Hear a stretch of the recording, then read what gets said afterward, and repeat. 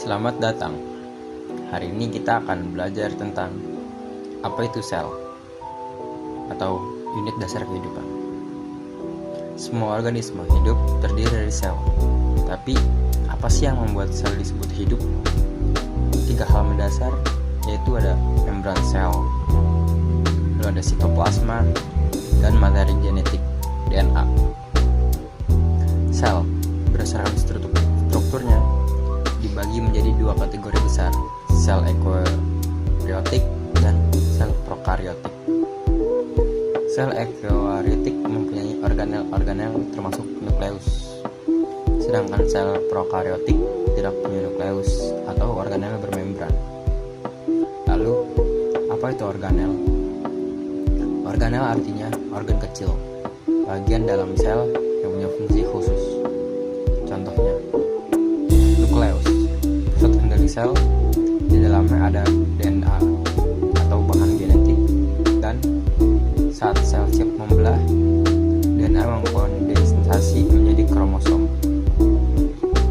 Di dalam nukleus juga terdapat nukleolus, tempat pembuatan ribosom. Setelah ribosom terbentuk, ribosom ini punya tugas membuat protein, blok bangunan kehidupan. Ribosom bisa berada di bebas sitoplasma atau menempel ke retikulum endoplasma. Ada 2 jenis ER. Pertama, ROC ER, dia ribosom menempel, berfungsi membantu sintesis dan pengiriman protein.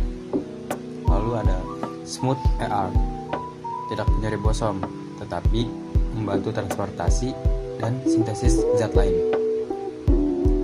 Setelah protein dan zat lain diproduksi ER, mereka dikemas dalam vesikel dan dikirim ke organel berikutnya, yaitu Golgi apparatus atau badan Golgi.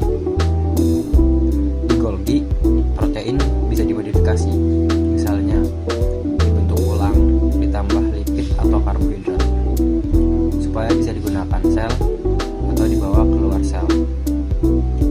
Ada juga organel penyimpanan dan pembuangan, vakuola atau vakum penyimpanan air, nutrisi, bahan-bahan lain, dan lisosom, yaitu pengurai, bersih enzim untuk mencerna limbah atau bagian sel rusak.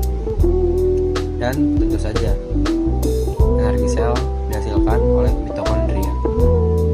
Di mitokondria, sel membuat ATP, sumber energi bagi seluruh aktivitas sel.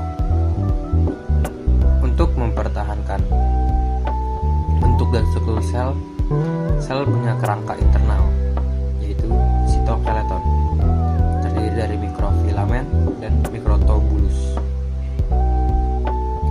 Kalau kita bicara tentang sel tumbuhan, ada organel tambahan yang khusus, yaitu kloroplas, tempat fotosintesis berlangsung.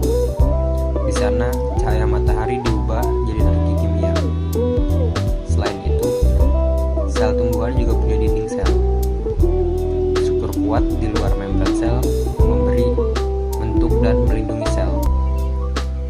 Beberapa sel bahkan punya struktur unik tambahan, misalnya silia, seperti rambut mikroskopis yang bisa membantu pergerakan atau pengusiran partikel.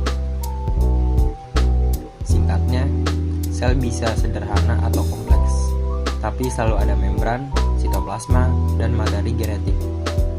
Sel eukariotik punya banyak organel, nukleus, ER, Golgi, mitokondria, lisosom, atau vakuola, kloroplas pada tumbuhan, sitoskeleton, semua bekerja sama agar sel hidup dan berfungsi.